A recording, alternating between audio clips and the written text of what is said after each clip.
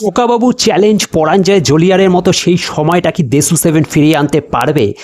কেন এই দেশু সেভেন আর 5টা সিনেমা থেকে আলাদা, সেই বিষয় নিয়ে এই ভিডিওতে কথা বলবো। তবে তার আগে বলে রাখি যে এই ধরনের যে কোনো লেটেস্ট আপডেট পেতে হলে এই চ্যানেলটা ফলো করে রাখো এখনই, কারণ সব আপডেট আমরা এই চ্যানেলে সবার আগে নিয়ে আসি। তো যাই হোক, সবার আগে আপডেট পেতে হলে এখনই চ্যানেলটাকে সাবস্ক্রাইব করো।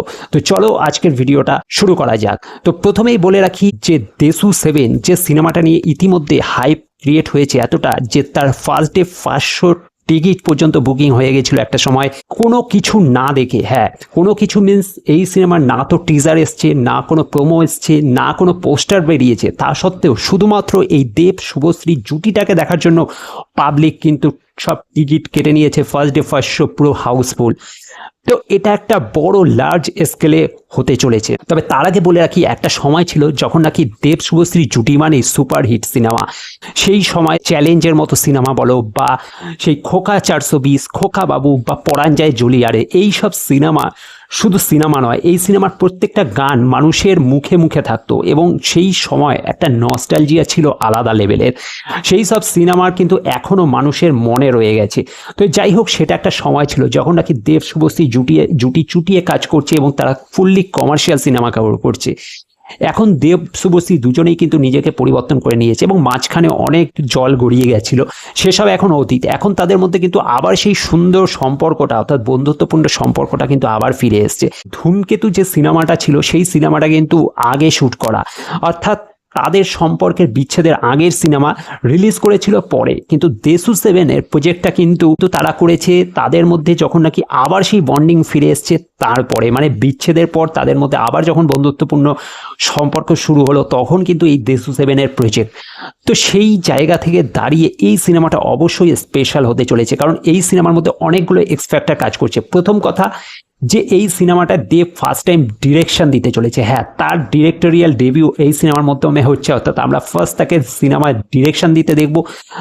তার সিনেমা সে কিভাবে প্রেজেন্ট করবে সেটা একটা অবশ্যই সারপ্রাইজ থাকবে এবং সেই চমকটার জন্য মানুষ অবশ্যই অপেক্ষা করবে যে দেব এত ভূমিকায় সব কিছুতে সে সেরা হয়েছে, সে যেখানে হাত দিয়েছে সবটাই শোনা হয়েছে। এবার তার ডিরেকশন কী রকম সিনেমা আমরা দেখতে চলেছি সেটা অবশ্যই একটা সারপ্রাইজ। তার পাশাপাশি যেটা হতে চলেছে যে দীর্ঘদিন ব্যান হয়ে পড়ে থাকা অ্যাক্টর অনির্বাণ ভট্টাচার্যকে এই সিনেমার মাধ্যমে আবার আত্মপ্রকাশ ঘটাতে চলেছে দেব। এটাও সম্ভব হয়েছে কিন্তু দেবের হাত ধরে। তো এটাও একটা এক্স ফ্যাক্টর কাজ করবে। পাশাপাশি আরও অনেক কিছু থাকছে, যেরকম এত বড় একটা গ্র্যান্ড ইভেন্ট হতে চলেছে এই সিনেমা, যেটা বাংলা আগে দেখেনি। কারণ এই যে ফার্স্ট ডে 500 যেটা সে টিকিট সেল করেছিল সেটা কিন্তু রীতিমতো হাউসফুল এবং এখনও পর্যন্ত এই সিনেমার কোনো না তো টিজার এসছে না প্রোমো এসছে, এবং সেইগুলো যখন এক এক করে আসবে তখন মানুষের মধ্যে হাইপ কিন্তু আরও বেশি বাড়বে। তো যাই হোক, এই সিনেমা কি পারবে সেই সময় সেই নস্টালজিয়াটা ফিরিয়ে আনতে? তো এই প্রসঙ্গে বলে রাখি যে ধূমকেতু সিনেমাটা যেরকমই হোক, সেই সিনেমাটা কী হারে হিট হয়েছিল সেটা মানুষ দেখেছে। সেই সিনেমাটা কিন্তু অন্য ধারার সিনেমা ছিল, সেটা ফুললি কমার্শিয়ালি সিনেমা ছিল না, সেটা একটা পুরনো সিনেমাকে রিলিজ করা হয়েছিল। তা সত্ত্বেও সেই সিনেমা শুধুমাত্র দেব শুভশ্রী জুটিকে দেখার জন্য এত বড় যদি সাকসেস পেয়ে থাকে, তাহলে দেশু সেভেন অবশ্যই একটা কমার্শিয়াল প্রজেক্ট হতে চলেছে, কারণ এই সিনেমাটা কিন্তু আলাদাই লেভেলের হবে। সেই কারণে অবশ্যই এই সিনেমাটা কিন্তু সুপারহিট শুধু নয়, এই সিনেমা মানুষের মনে থেকে যাবে চিরকাল।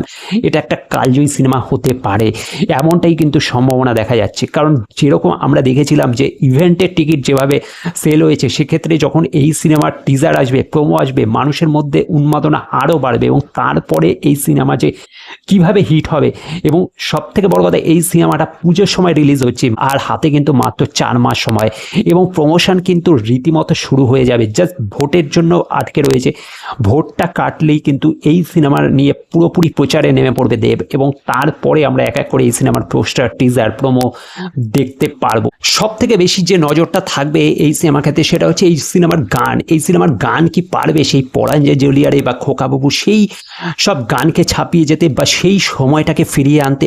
অবশ্যই এটা একটা বড় চ্যালেঞ্জ দেবের কাছে। এবং শুধু গান নয়, এই সিনেমাটাও যদি কমার্শিয়াল ঘরানার হয়ে থাকে এবং দেব শুভশ্রী সেই কমার্শিয়াল ঘরানায় আবার কামব্যাক, তো এটাও কিন্তু অবশ্যই একটা স্পেশাল চমক থাকবে। তো সব মিলিয়ে এই সিনেমার হাইপ কিন্তু আস্তে আস্তে বাড়বে। তো দেখা যাক, অবশ্যই সেই দিকে নজর থাকবে এবং এই সিনেমার টিজার বা প্রোমো কিছু আপডেট আসলেই আমি সবার আগে এই চ্যানেলে নিয়ে আসবো। তাই এখন থেকেই চ্যানেলটাকে সাবস্ক্রাইব করে সাথে থাকো, আর ভিডিওটা ভালো লাগলে অবশ্যই শেয়ার করতে ভুলবে না। Thank you.